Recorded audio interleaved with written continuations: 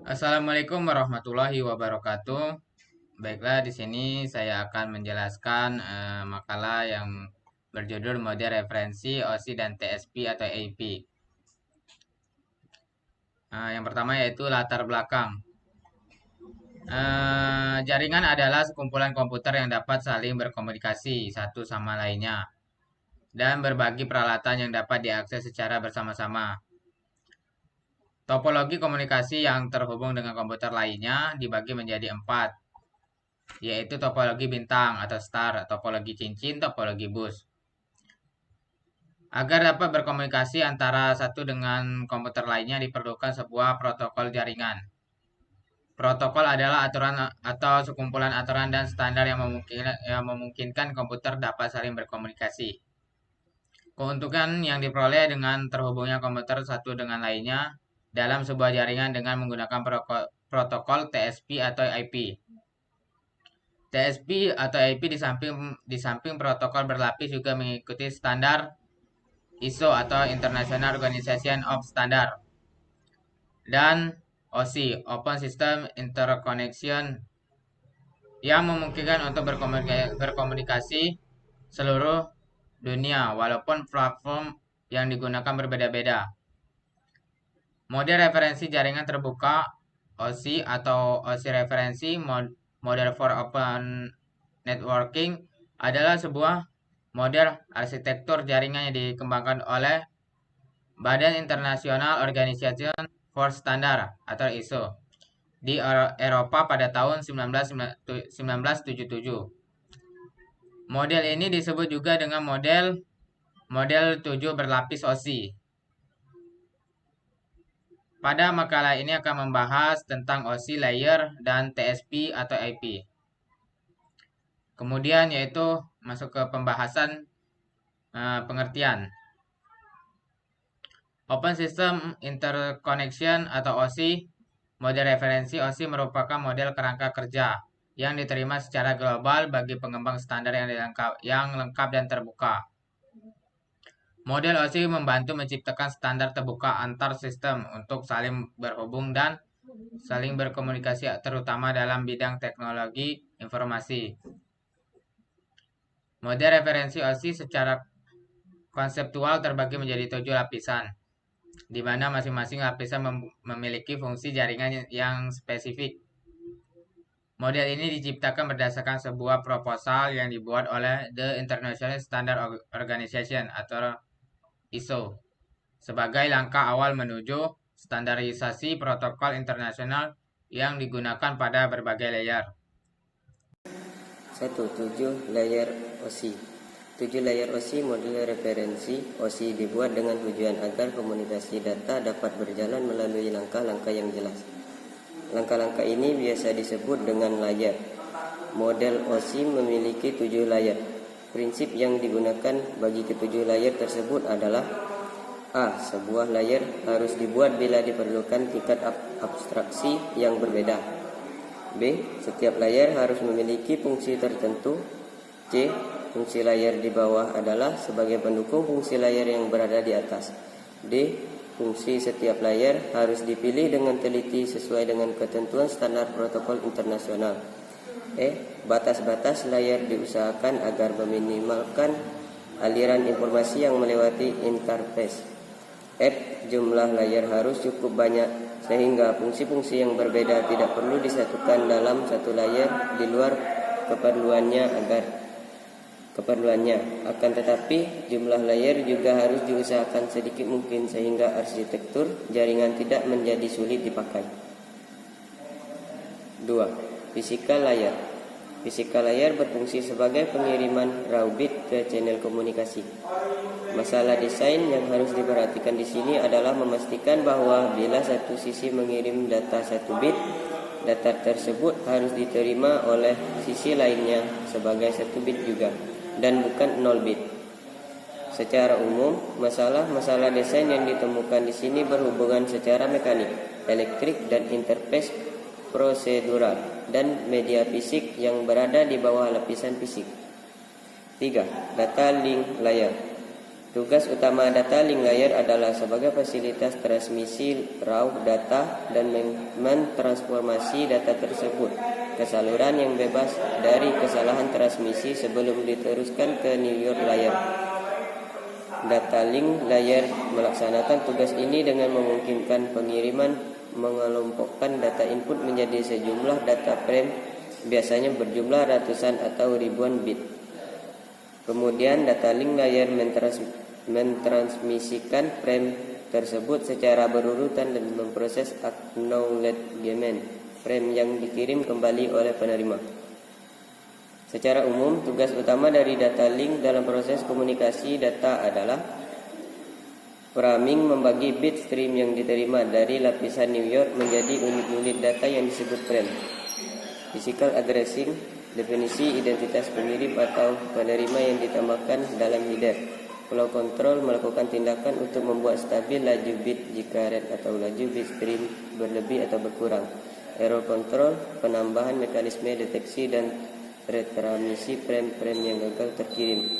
Communication control, menentukan device yang harus dikendalikan pada saat tertentu jika ada dua koneksi yang sama. 4. New York layer. New York layer berfungsi untuk mengendalikan operasi subnet. Masalah yang timbul pada New York layer adalah cara untuk menentukan rute pengiriman paket dari sumber ke tujuannya. 5. Transfer layer. Transfer layer berfungsi untuk memecah data ke dalam paket-paket data serta memberikan nomor urut ke paket-paket tersebut sehingga dapat disusun kembali pada sisi tujuan setelah diterima. 6. Session layer. Session layer berfungsi untuk mengontrol dialog selama komunikasi berlangsung.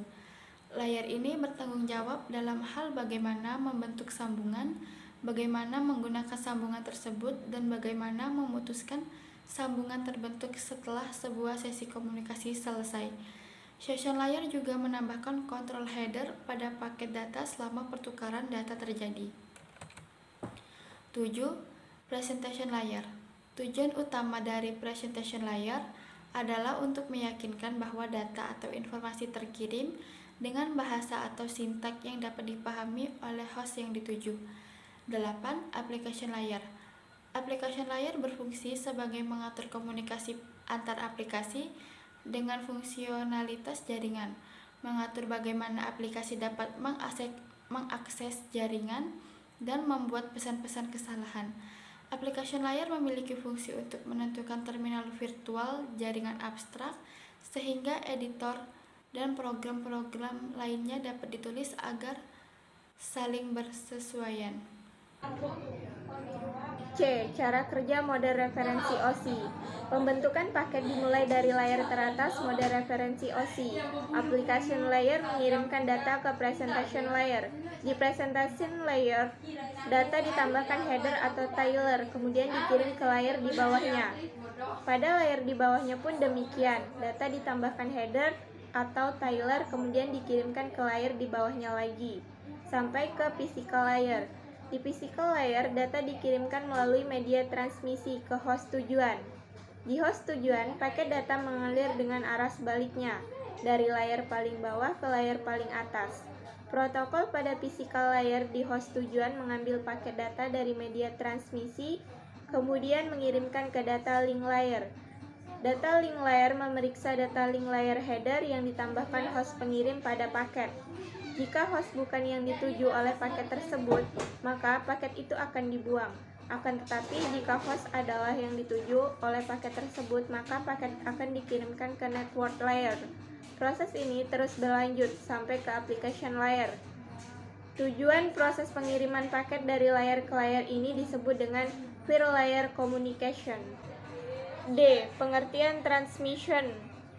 Control protocol atau internet protocol atau Transmission Control Protocol atau Internet Protocol adalah sekelompok protokol yang memungkinkan terjadinya komunikasi antar komputer. Protokol Transmission Control Protocol atau Internet Protocol dapat memberikan suatu standar yang diakui secara internasional yang dapat digunakan sebagai acuan dalam pengembangan dunia komputer, khususnya pada jaringan komputer. di mana protokol ini dapat memberikan keleluasaan dalam berkomunikasi antara komputer satu dengan komputer lainnya dalam suatu jaringan, walaupun komputer tersebut menggunakan platform sistem operasi yang berbeda. Model Transmission Control Protocol atau Internet Protocol atau TCP/IP. Pada tahun 1974, Fincerf dan Bufkin adalah dua perintis internet mempublikasikan sebuah buku berjudul A Protocol for Packet Network Interconnection. Buku itu menggambarkan tentang Transmission Control Protocol atau TCP/IP dan menjelaskan dua buah host dapat saling berkomunikasi dan kedua host ini tetap terkoneksi satu sama lain. Ketika data dikirim, TCP bertanggung jawab untuk memastikan diterima di host tujuan. Pada tahun 1978, percobaan dan pengembangan lebih lanjut dari protokol ini mengalami banyak kemajuan yang menggiring para pengembangnya pada sebuah protokol baru yang disebut dengan Transmission Control Protocol atau Internet Protocol. Baiklah, di sini yang pertama ada arsitektur dan protokol jaringan TCP/IP.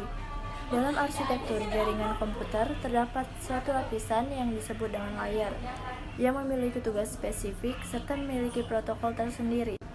ISO atau International Standard Organization telah mengeluarkan standar untuk arsitektur jaringan komputer yang dikenal dengan nama Open System Interconnection atau OSI.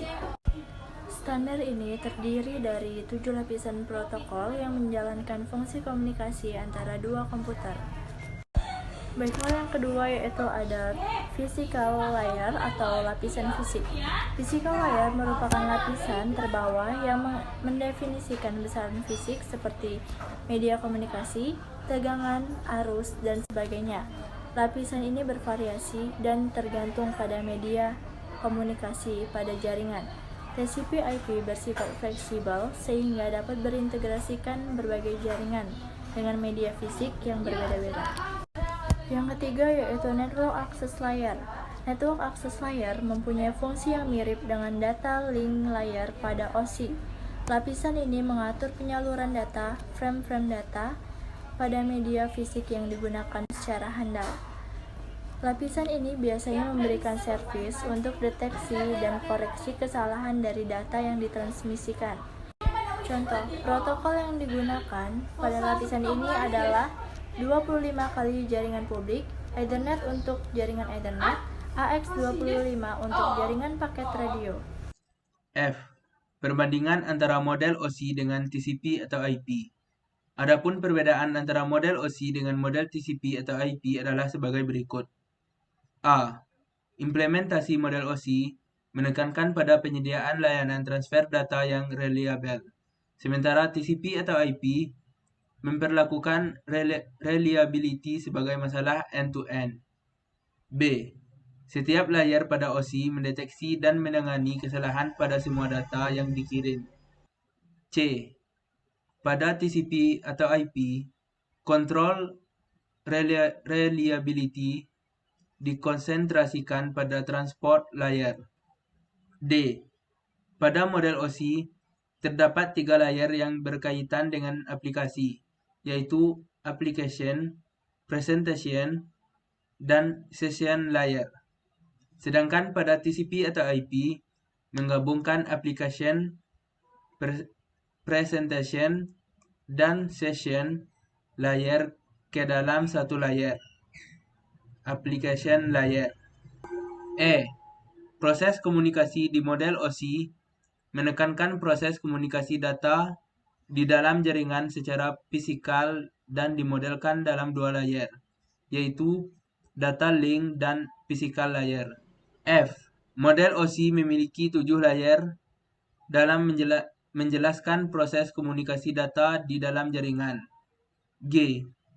Model referensi OSI bersifat model standar yang digunakan sebagai referensi dalam menjelaskan proses komunikasi data untuk semua vendor dan sistem. Kesimpulan. 1. Model referensi OSI merupakan model kerangka kerja yang diterima secara global bagi pengembangan standar yang lengkap dan terbuka. 2. TCP atau IP, Transmission Control Protocol atau Internet Protocol, adalah sekelompok protokol yang memungkinkan terjadinya komunikasi antar komputer. 3. Perbedaan antara model OSI dengan model TCP atau IP adalah sebagai berikut. A. Implementasi model OSI menekankan pada penyediaan layanan transfer data yang reliable, sementara TCP atau IP memperlakukan reliability sebagai masalah end-to-end. B. Setiap layer pada OSI mendeteksi dan menangani kesalahan pada semua data yang dikirim. Transport layer pada OSI memeriksa reliability di source to destination.